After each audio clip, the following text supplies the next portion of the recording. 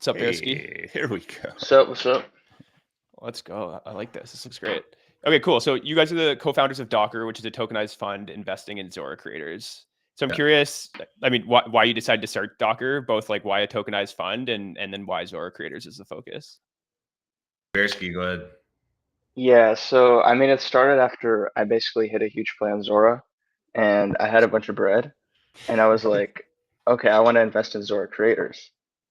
And then I was like, okay, what if other people can also invest in the creators that I want to buy? And so that's how I came up with the idea for the Docker token. The definition of smooth brain. I love it. Do you want to walk us through the economic mechanism of how the fund works? Yeah, sure. So basically, we started with initial capital, like, Bearski and, myself and the other co-founder threw in. And that was about like 40,000. And now it's like, I don't know, 140, 150, something like that. So it's been pretty good in the month that we've been running it. The way it works is we use the LP fees from Zora, the Zora pool, Zora Docker. And we also have a second pool, Docker wrapped ETH on Aerodrome. We collect the fees and we reinvest them in creators. We bring attention to the creators, help them grow, try to give them tips or advice or guidance or any resources we can to grow on Zora. We'll get it. We can get into that in a bit. And then, hopefully once they've grown, made some money on their market cap going up, fees, we responsibly scale out of the positions and use that to buy back the Docker token, which then feeds more volume into the pool, generating more fees, and then we can invest more into more creators. Interesting. Yeah. So obviously a big, core part of this flywheel is there being a bunch of fees. So I'm curious what those fees have looked like so far, and then maybe what strategies you're thinking about to increase the attention and trading volume on Docker to increase the fees.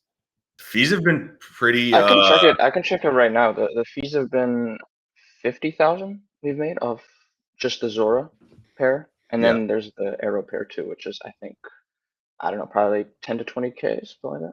Yeah, fees are healthy. Fees are solid. Yesterday was a good volume day. So I think yesterday we were able to pull out a couple thousand and reinvest. I think the fees are like a really healthy way for Docker to run its flywheel, but I think it just extends to the rest of Zora's creators as well. So that's one thing that we can help with our artist portfolio is like knowing those things about crypto, knowing that the more you can juice the fees, the more you can increase trading volume, the more you'll be able to make from the platform. It just, it makes sense. So it's been good for us so far. And it ties into those things that we think we can help some of the creators do, especially if they're coming from outside of crypto, just joining Zora, don't really know like any of these kind of, I don't know, hidden hacks to like really make the most of it. I think that's where like Docker can kind of come in and help. All right. Well, we need the alpha here, gentlemen. What are the hidden hacks that allow you to really drive volume and fees on Zora? Well, we did spin up the ETH pool. Like, okay, so basically we had a couple early August, the token had a nice run up, went to like 2 mil. And we had, a bag of Zora and a bag of Docker because we'd already been buying back at like super low prices. So then when it went up, it was worth, we were able to put together like 100K of liquidity.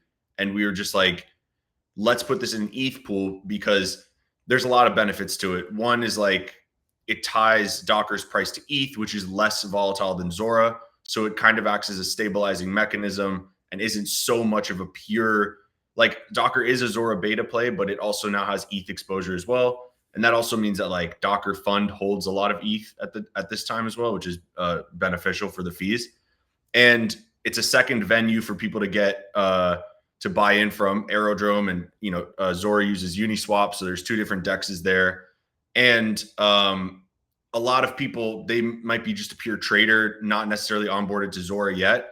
So giving them an ETH pool to enter through is a great way to kind of like backdoor them into the Zora ecosystem, because if they're just buying Docker for a trade, all of a sudden now they're holding a Zora coin, and that might lead them down the rabbit hole into other creators. And so I think there's a lot of benefits to it, but that is a way that you can increase fees as well, because if you have two pools, the arbitrage, the bots work between them, and that also increases your fees. Yeah, how are you thinking about the like allocation side of this? I think I saw you mention your like 50, 30, 20 strategy. Also curious how you gonna get conviction in a creator. Bearski. 50-30-20 just made a lot of sense because we were overweight Docker in our portfolio because we bought back at such a low price. And so we kind of had to figure out, okay, how can we get a lot of non-Docker assets? So our treasury is going to grow way more, and then the buyback amount eventually is going to be way higher too. So that number just made a lot of sense to us. And then 20% we keep in Zora, obviously, just for liquidity.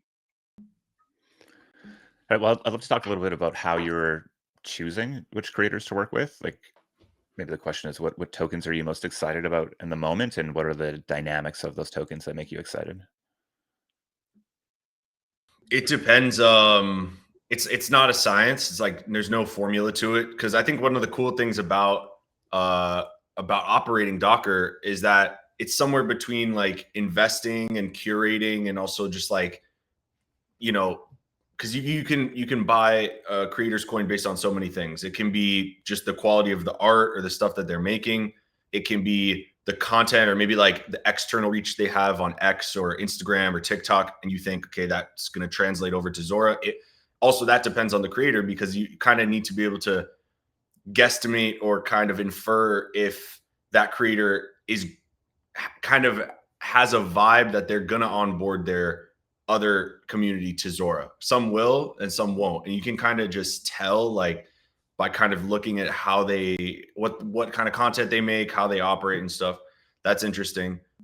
There's also like hidden gem creators on Zora that are chilling under 100K market cap, that are totally undervalued, or they have a huge audience elsewhere. And that's another of the fun things. It's like people sometimes tell us, oh, why aren't you sniping new launches? It's like, it's not really, you don't really need to snipe new launches on Zora. There's like just a plethora of great undervalued accounts that you can just go and peruse through. So no need to get into that trenching game. You can just start accumulating. And then people who I guess are also receptive to when we reach out saying, hey, we're going to buy your coin. Like, let's join our group chat, and like, we're going to make an announcement. Here's the announcement. And then people who are receptive to that is also a great sign. Kind of shows that they are interested in, a synergistic relationship as well. So it seems like Zora has kind of made a big focus recently to onboard, TikTok, Instagram creators with large followings. Right. I'm curious if you guys have seen, like, from what I've seen, the top leaderboard is still very much kind of crypto native personalities. So it seems like the traders and buyers still are crypto natives. But I'm curious if you've seen these, kind of large people with larger audiences on other platforms coming in, bringing their existing audience, and those people actually kind of understanding what's happening enough to buy tokens. Yeah, I think we're in the super early days. Yeah, I think we're in the super early days still. So we're not really seeing any normies, whatever you want to call them, going on Zora and buying them. I think that's a huge advantage. I think that if Instagram, TikTok influencer with 1 million followers gets onboarded and their coin's at like 50K, and the only people buying it are crypto natives, that's a huge advantage. So I think we're going to see a lot more of those coins, especially enter the top 10, the top 20.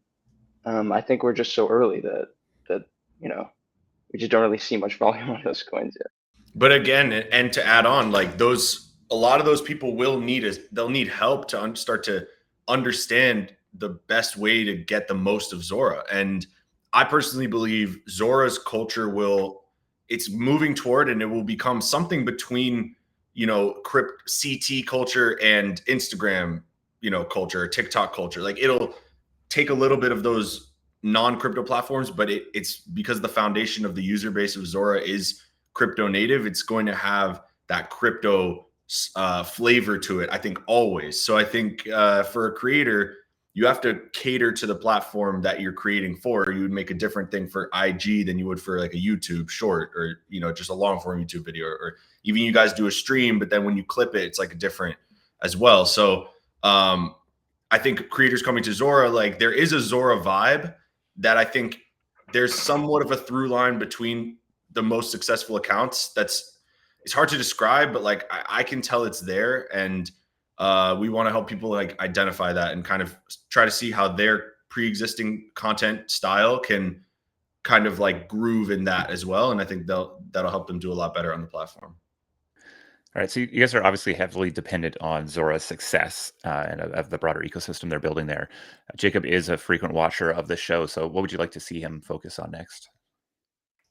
I think if Zora had plug and play creator tools or tools for the creator coins, it would like 20x the utility of them and make it so much more useful and appealing for people to buy them and hold them. Like, I made a short video about this last week, but if I'm a musician, like I want top 100 holders of my coin to be able to claim a free ticket to my next show, or like top 100 longest holders, or if I'm an author, do like a meet and greet, like a book signing only for my, biggest fans. And there's almost infinite possibilities like for stuff like that. But if there were just like, literally you're on the Zora app and you're like, okay, I'm going to spin up a showing for my next art show. Like, let me blast out a notification to my holders and let them claim tickets right away. And that just stuff that's super easy. I think that would be an absolute game changer, because the thing is, like, the two main utilities of Zora coins right now are fans and followers going long and like basically betting on that page getting bigger. And then the creator making money on the fees and like the daily drip. And those are two great utilities. But if you add other elements to it, I think it's the capital and the fans will be way stickier, and the market caps can potentially get way bigger, and the creators can probably benefit a lot more. Yeah, nice. Also, I think one more thing. I think also, yeah, we're super early, and I think Zora ecosystem is going to 1000x. But it's also really important to realize that at the moment, probably like 99% of the trading activity is done by crypto native. Like crypto native is driving the entire volume of Zora. So I think catering to that could also be pretty useful right now. Just multiplying the current volume by like 100x. So I think that's also important. True. Well, what are you seeing? Like what would they need to do to multiply by 100x? I mean, I think onboarding people, I think that's good. But I think also in crypto, a lot of the time price leads narrative.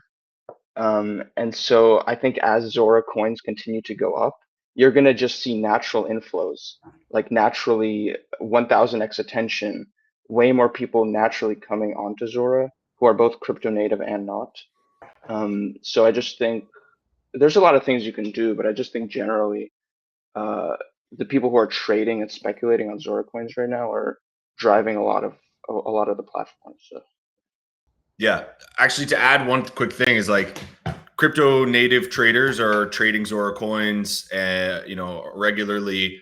But a real fan of a creator is more likely to just buy and hold for a long time. So I think having that sustained like buy pressure inflow for creators will make a world of difference to them. So like Bearski said, it's about adoption, but yeah, also Docker and the rest of Zora coins are levered bets on Zora in a way, with like direct way. yeah, like with their own distinctions, of course, like from creator to creator. But in a simplistic way, if Zora goes up, then I think the whole ecosystem will everyone's going to benefit who's already a user. And I also was thinking of like this, like other wealth generating potential plays in the Zora ecosystem for like everybody to win. Like honestly, I think it would be dope if there was a Zora airdrop meta, because like, how there was Seeker phone meta and like all these other airdrop metas. Like what if Zora projects just started airdropping tokens to top Zora users or top other projects or their own holders and stuff like that? Just start proliferating tokens everywhere. And like, then everyone, I think that could be a cool thing as well. I don't know. We haven't seen it yet. So maybe like it's something that could be cool. Spread the tokens around, get people hyped up, I don't know. Some stuff like that can be fun as well, which is very crypto native, but at the same time can get maybe the Solana heads in there a little bit more and stuff like that. Just thinking. Nice. Yeah, maybe last question before we let you guys go. I'm curious how you're thinking about expanding the distribution platform you have for creators. So obviously a huge part of the success of this fund will be, you finding someone early, giving them a platform, a bunch of other people discovering them, and kind of the growth and attention and appreciation that comes from that. So curious how you're thinking about that and whether your Docker token kind of fits into those plans. Yeah, I would say like we want to build real tools, like the stuff I mentioned before. That would be something that if Zora doesn't build it, like maybe we'll start to build some real tools that creators can simply apply their coin to, and that can give them a bigger lever to to pull. Because I think one of the biggest things about Zora creator coins, there's like the difficulty is that a lot of artists feel uncomfortable, like kind of speaking in financial terms, and necessarily wouldn't feel comfortable asking their followers or their fans to like go buy my coin, do this and that. That's why I think an external party like a Docker validating the coin, saying we're publicly investing in this and that creator, helps, because then the creator can be like, oh, look, they're investing. I'm not telling you to invest. I'm just saying that they're investing.